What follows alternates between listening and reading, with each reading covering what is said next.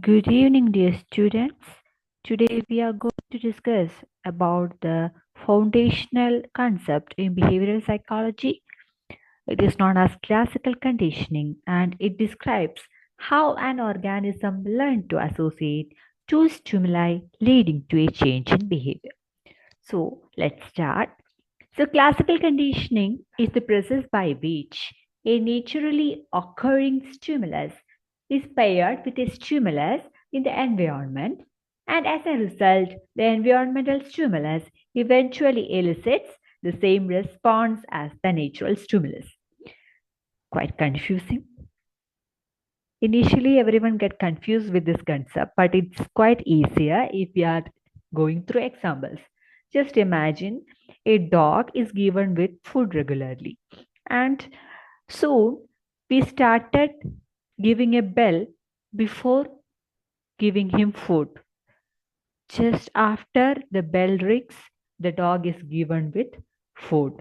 So obviously, the dog will pair the bell with food, and ultimately, when the bell starts ringing, the dog might have the sensation of salivation or drooling.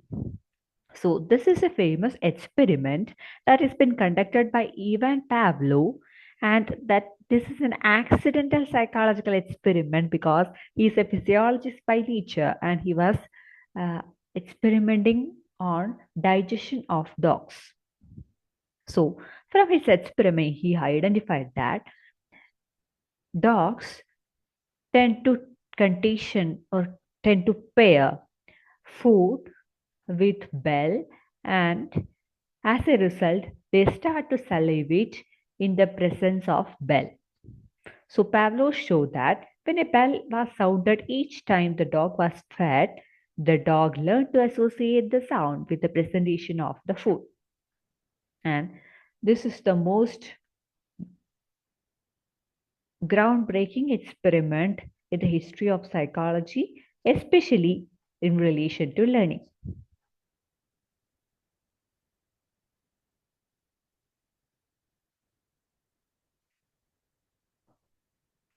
So, classical conditioning consists of few terms that we have to remember. For example, unconditional stimulus, unconditioned response, conditioned stimulus, and conditioned response. So, kind of confusing in the beginning, but it's quite easier than you can imagine. So, unconditioned without any condition, conditioned with condition. So here, unconditioned stimulus is a stimulus that is naturally elicit a response. For example, the sight of food can elicit saliva or produce saliva or result in a salivation response. So food is considered as a natural stimulus that can elicit a response. And that can result in a response which is known as unconditioned response, that is UCR. And then this bell, we introduce a bell in between. So once the bell is been rang, the dog is been given with food. So a previously neutral stimulus paired with the unconditioned stimulus. Here, the previously neutral stimulus is bell, which has been paired with UCS, that is food. And that results and evoke a response, that is salivation, after listening to the ring of a bell. For example, the learned response to conditioned stimulus is salivation after listening to the bell. These are basic concepts that should we be aware of while discussing about the behavior, conditioned and unconditioned responses.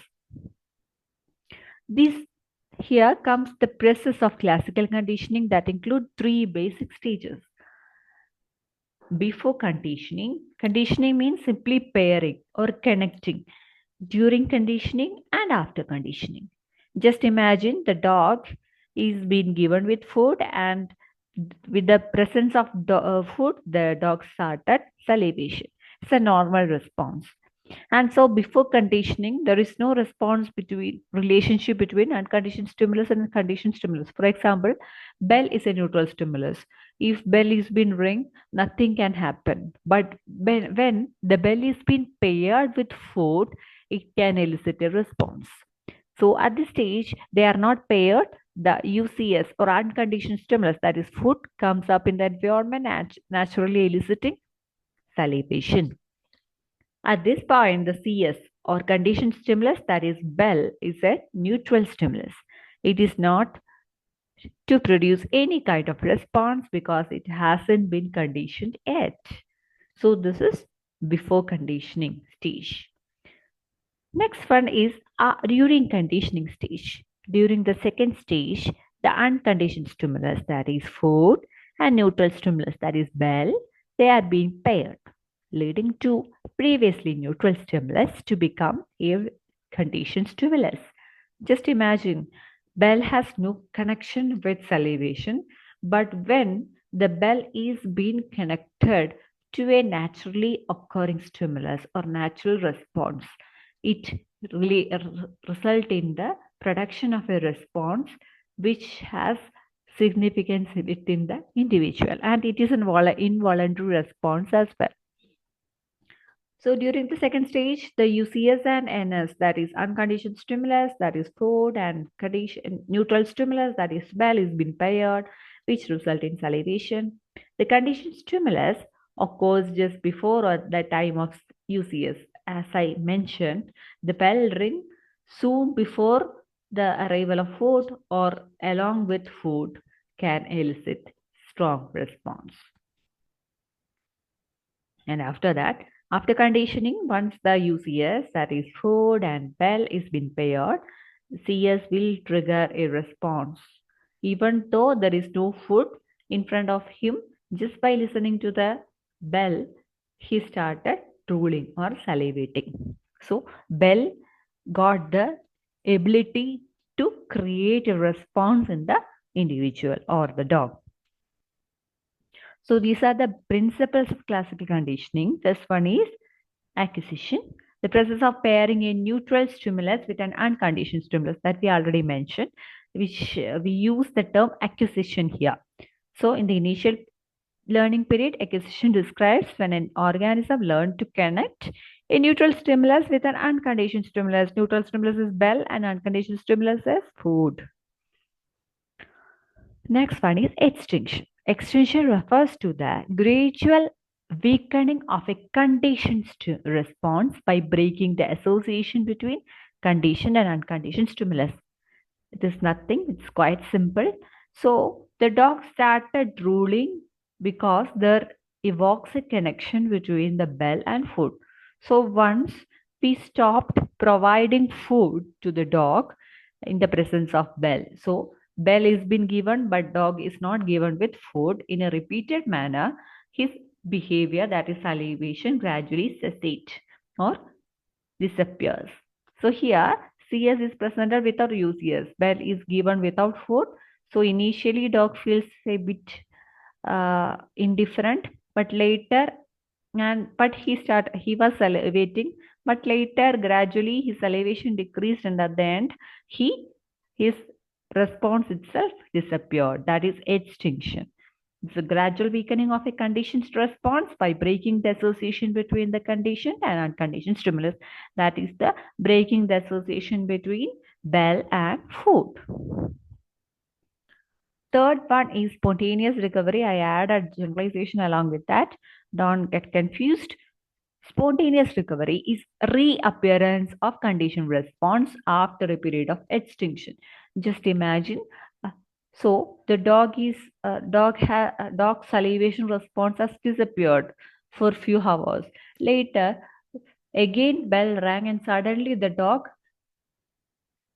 dog salivation response reappeared, came to light. So spontaneous recovery is when a previously extinct behavior, which has been extinct, that as we mentioned, but resurfaces, it is coming back unexpectedly, without any expectation, it is coming back. This is known as spontaneous recovery. It's a reappearance of conditioned response, that is salivation after a period of extinction without the presence of what? Without the presence of conditioned stimulus. without the presence of unconditioned stimulus. Sorry. So, but after a rest period of couple of hours, the dogs would once again salivate when the bell was rung. That is the example. So next comes another major aspect, generalization and discrimination. So have you seen small children, infants of 1 or 2 years? They have they might name all the four-legged animals as doggy or cuckoo or cow because they can't distinguish between similar stimuli. So generalization means the CR is elicited by stimuli similar to CS. For example, similar looking stimulus are given or similar stimulus are given the same response. For example, if here comes dog. So dog respond or start salivating to sound similar to bell. That can be considered as an example of generalization. Another example is given in the slide. If a dog has been conditioned to bark with excitement when it hears the jingle of keys in the front door, similar sounds may evoke the same response.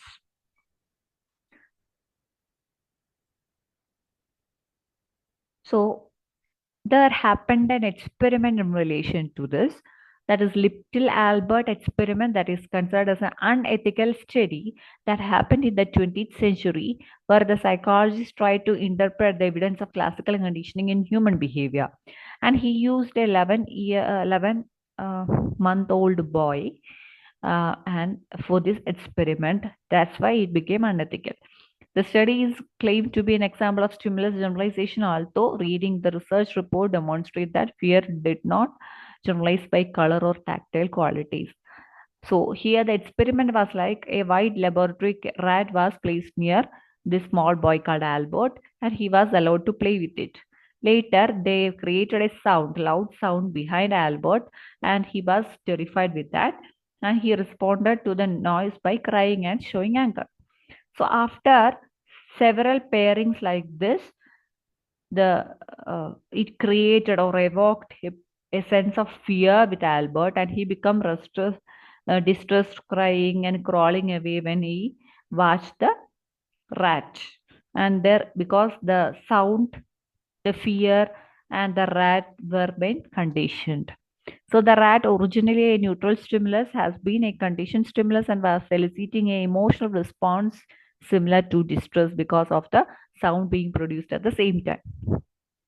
So later, the little Albert seemed to generalize his response to white rat because he started having fear towards all furry objects, and this didn't give us a proper conclusion because the boy is not having fear to everything that looks fluffy, but he is having fear to few furry objects. And as the experiment is unethical, they were forced to discontinue the experiment, and further details were not disclosed till now. So that's about generalization. When it comes to discrimination, discrimination is another aspect or process that is been in connection with classical conditioning. So discrimination, stimulus generalization, stimulus discrimination, they seems to be antonyms, for example, opposites. Like discrimination means when the organism learns to differentiate between this conditioned stimulus and other similar stimulus. He knew that he should only respond to this and he don't have to respond to the other. So if a bell tone were the conditioned stimulus, discrimination would involve being able to tell the difference between the bell tone and other similar sounds. And the last one is higher order conditioning. Higher order conditioning is when a conditioned stimulus is paired with a new neutral stimulus to create a second conditioned stimulus. For example, we know that the bell evoked a response of salivation in the dog. Again, we are pairing the bell with light, and soon the dog starts to salivate for the appearance of light. This is known as higher order conditioning. We can discuss about it in the next class. And these are some of the real life applications of classical conditioning: taste aversion and food preferences, emotional response to music or sounds, fear response to specific stimuli, specific phobias, for instance, test anxiety and academic performance, and school behavioral management techniques are some of the examples, real life applications of classical conditioning. So today we discussed about the experiment of classical conditioning and various terms associated with classical conditioning and processes related to classical conditioning. I hope you all are clear about it. Thank you so much for your time. Have a nice day. Good night.